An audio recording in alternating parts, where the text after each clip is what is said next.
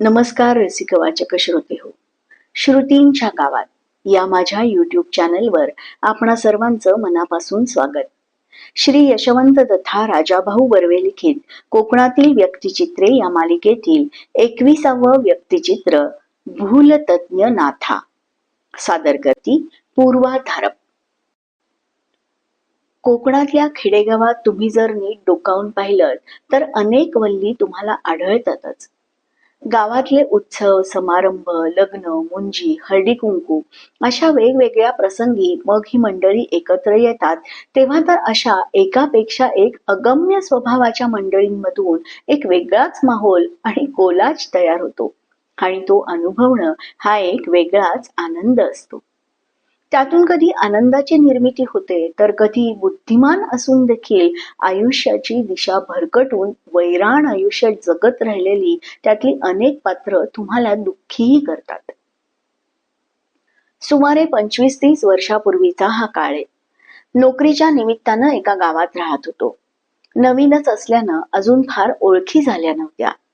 तालुक्यापासून 20 kilometre अंतरावर असलेलं समुद्रकाठावरचं पाडले हे छोटस गाव. गावात शिरायचं तर आधी होडीनं खाडी पार करावी लागत असे. अनेक वेळा संध्याकाळी किंवा येता जाता बंदरावर गेलो तर तिथे अनेक पर्यटक संध्याकाळी गर्दी करून फिरताना दिसत. त्याच गर्दीत नाथा हटकून फिरताना दिसत असे. पाहावं तेव्हा बंदरावर फिरणारा हा मनुष्य कोण असावा असा नेहमी मला प्रश्न पडत असे. पुढं गावात ओळखी वाढल्या आणि नाथाबद्दल थोडी माहिती मिळत गेली. पाडले या गावातल्या छोट्याशा साठे आळीतल्या कोपऱ्यात एका बाजूला नाथाचं घर होतं. पूर्वी गावातले खोत असल्यामुळे जागा भरपूर. नाथाचे वडील नानूकाका मंत्र, तंत्र, गंडा, दोरा, पंचांग बघत असत. शेतीवाडी भरपूर, त्यामुळे मधल्या राशीची कधी ददात नव्हती. शिवाय पंचांग, गंडे, दोरे यातून 4 पैसे देखील मिळत. नाथाला 3 भावंड, 2 बहिणी लग्न होऊन गेलेल्या. एक भाऊ मुंबईत कुठेतरी छोटी खाजगी नोकरी करत होता. चुलते त्यांची मुलं बाळ पूर्वीच बाहेर जाऊन स्थिरावली होती. घरी फक्त नाथा, नाथाची आई आणि नानू काका. नाथाचं देखील लग्न झालं होतं. सगळं सुरळीत सुरू असताना एक दिवस अचानक नाथाला सकाळी बंदरावरून पेपरचा गठ्ठा घेऊन येताना फिट आली आणि नंतर त्यातून तो जरी थोडा सावरला तरी मग मात्र अधूनमधून डोक्यावर परिणाम झाल्यासारखा वागू लागला. थंडी पडून आंब्याला मोहर आला. पावसाळ्यापूर्वी काळे ढग जमून आभाळ भरून आलं. होळीमध्ये पालख्यांचे ढोल वाजायला लागले. नवरात्रात महालक्ष्मीची अंगात आलेली झाडे कळशी घागरी पुंकून घुमायला लागली की नाथा वेड्यासारखं वागायला लागायचा. औसे पौर्णिमेला हमखास उशिरापर्यंत बंदरावर जाऊन बडबडत बसायचा. नाथाचे वडील नानू काका गंडे दोरे देत असत.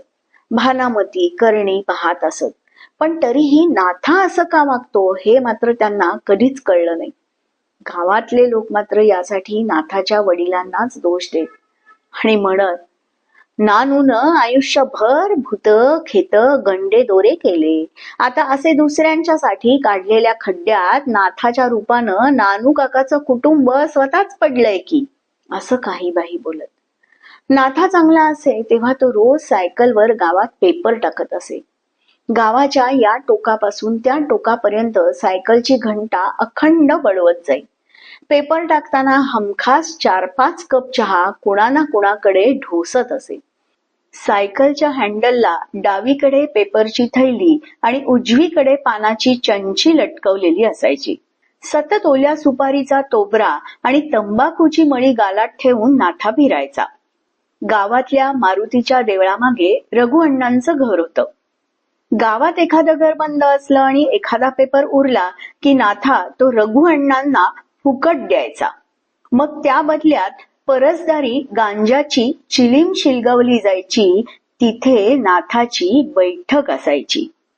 दिवसभरात गावात काय काय घडलं, कोणाची म्हैस व्याली, गावात येणारे पर्यटक, समुद्रावर तोकडे कपडे घालून फिरणाऱ्या त्यातल्या पोरीबाळी, सुपारी आणि नारळावर खराब हवामानामुळे आलेली संक्रांत, असे अनेक विषय चर्चेला असायचे. नाथा तब्येतीने अर्धांड होता. चिलीम शिलगावताना उजव्या हाताची मूठ वळवून आणि डावा हात चिलिमीवर उपडा धरून नाथानी जोरदार झुरका मारला की चिलिमीतून ज्वाळा वर यायच्या आणि नाथा नंतर भरल्या तरी बंद डोळ्यांनी 2 मिनिटं धुराची वर्तुळ हवेत सोडत राहायचा. चिलिमीचा दम मारताना नाथाच्या मानेवरच्या शिरा तट्ट फुगलेल्या दिसत. नाथाच्या या गांजाच्या चिलीम ओढण्याच्या कसबामुळे लोक गमतीनं नाथाला भूलतज्ञ नाथा असं म्हणत असत. नाथा शाळेत शिकला नाही, पण चांगला असला की व्यवहारी बोलत असे. बायकोचे लाड करत असे. कधी तिला सायकलवर मागे बसवून केशवराजला दर्शनाला घेऊन जाई. मुलींना वसंत पंचमी झाली की गावोगावच्या जत्रांना नेई, नवे कपडे घेई, खाजे भजी हे सगळं खायला घाली. 30-35च्या आत बाहेर वय असलेला एकनाथ 6 फूट उंच होता. अंगात कायम एक हाफ चड्डी, बिनगळ्याचा मलमलचा मुंढा, त्याचा खिसा कसल्या कसल्या कागदांच्या चिटोऱ्यांनी विधभर टम्म फुगलेला, गळ्यात गमशा. लहानपणी कुस्ती खेळलेला नाथा गोकुळाष्टमीत 6व्या थराला चढून हंडी फोडत असे. 70-80 फूट उंचीच्या माडावर सर चढून जवळच्या माडावर झापाला धरून वरच्या वर जाऊन नारळ पाडत असे. गावात नारळाच्या पाड्याला नाथा सगळीकडे असायचा. रघु अण्णांकडच्या बैठकीत एकदा शर्यत लागली आणि नाथानी 1 डझन नारळ दातानं सोलले, पण त्यामुळे दात हलले. म्हणून डॉक्टरांनी मग दातांना तारा आवळून ठेवल्या. जेमतेम 15 दिवस झाले आणि नाथाच्या हिरड्यांमध्ये तारा टोचून जखमा होऊ लागल्या. नानू काकांनी नाथाला डॉक्टरकडे जायचा सल्ला दिला, तर पठ्ठ्यानं छोटी पकड घेतली आणि घरीच सगळ्या तारा काढून टाकल्या. रघु अण्णांच्या परसदारीत चिलिमीनंतर हा तारा काढण्याचा कार्यक्रम झाला. रघु अण्णा यावर म्हणाले, नाथा, आज तू भूलतज्ञ हे नाव सार्थकी केलंस हो. अरे, या चिलिमीच्या नशेच्या तारेत या सगळ्या तारा तू काढून टाकल्यास. धन्य रे बाबा तू. एक दिवस बँकेत आला. त्याचे खाते बँकेत होते, पण त्यात खडखडाट. मला म्हणाला, साहेब, यात पैसे कसे साठवायचे सांगा.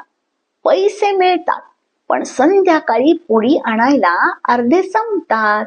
गांजाचा स्टॉक आणायला मी आणि रघु अण्णा, पण झुरके मारायला मात्र साले सगळे हजर.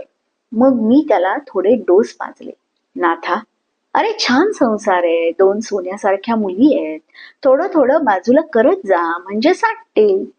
त्यावर नाथा म्हणतो, साहेब, बँकेत सारखा आलो की लोकांना वाटेल नाथाकडे पैसा झाला, मग उधार मागायला माझ्याकडे रीग लागली तर काय करू तेवढं सांगा. नाथाला पैसे साठवणं मात्र आयुष्यात कधीच जमलं नाही. एकनाथाचा नाथा कधी झाला हे मात्र गावाला सुद्धा कळलं नाही. पुढं सारख्या फिट्स यायला लागल्या आणि नाथा बिघडत गेला. बायकोला, मुलींना गांजाच्या आणि वेडाच्या नशेत मारहाण करू लागला आणि मग स्वतःला खोलीत कोंडून घेऊन रडत बसू लागला. काळ सरकत राहिला. नाथाचं वय वाढत गेलं. दरम्यान त्याची आई आणि पाठोपाठ नानू काका सुद्धा गेले आणि नाथा अनिर्बंध झाला. बायकोला जुमानत नव्हता. मुलींना तिनं माहेरी पाठवून दिलं आणि एक ना एक दिवस नाथा सुधारेल, नीट वागेल या वेड्या आशेवर ती कुढत जगत राहिली. मुली थोड्या शिकल्या सवरल्या, जावई बरे मिळाले आणि आईचे नाथासोबत होणारे हाल पाहून आईला एका मुलीनं दाभोळला आपल्याकडे नेलं. गेले काही वर्ष नाथा आता एकटाच राहतो. नाथाची आता 70 जवळ आली आहे. हातून काम होत नाही. आयुष्यभर ओढलेल्या चिलिमीच्या धुरानं फुफ्फुस निकामी झाली आहेत. अजूनही वर्षातून 4-5 वेळा नाथा वेडसर होतो. वडाच्या पारावर, बंदरावर फिरत राहतो. बंदरावरचा हॉटेलवाला चंदू त्याला कधी वडापाव भजी देतो. कोणी सणावाराला बोलवतात, श्राद्ध पक्षाला पितर म्हणून जेवायलाही बोलवतात, गोडधोड खाऊ घालतात. कोकणातली अशी अनेक माणसं जीवनाकडे एका वेगळ्याच अशा गांजेकस भुलीतून बघत राहतात. आभासी सुखाची चाहूल घेत राहतात. सभोवारची माणसं मग ती भूल आणि आभास हेच वास्तव आहे असं स्वतःच्या करमणुकी खातर अशा लोकांची समजूत करून देत राहतात. अशाच आभासी जगात वावरणारा हा भूलतज्ञ नाथा अशा अनेक क्षमता असून वाया गेलेल्या लोकांचं प्रतिनिधित्व करत जगत राहतो. कधी शहाणा तर कधी वेडा होत आयुष्याची वाट चालत राहतो. धन्यवाद. रसिका वाचक श्रोते हो, वेगवेगळ्या बाजाच्या कथा ऐकण्यासाठी श्रुतींच्या गावात या माझ्या यूट्यूब चॅनलला लाईक करा, शेअर करा आणि सबस्क्राईब करा. आपल्या प्रतिक्रिया कमेंट करून जरूर कळवा. आपल्या प्रतिक्रिया आमचा उत्साह नक्कीच द्विगुणित करतील.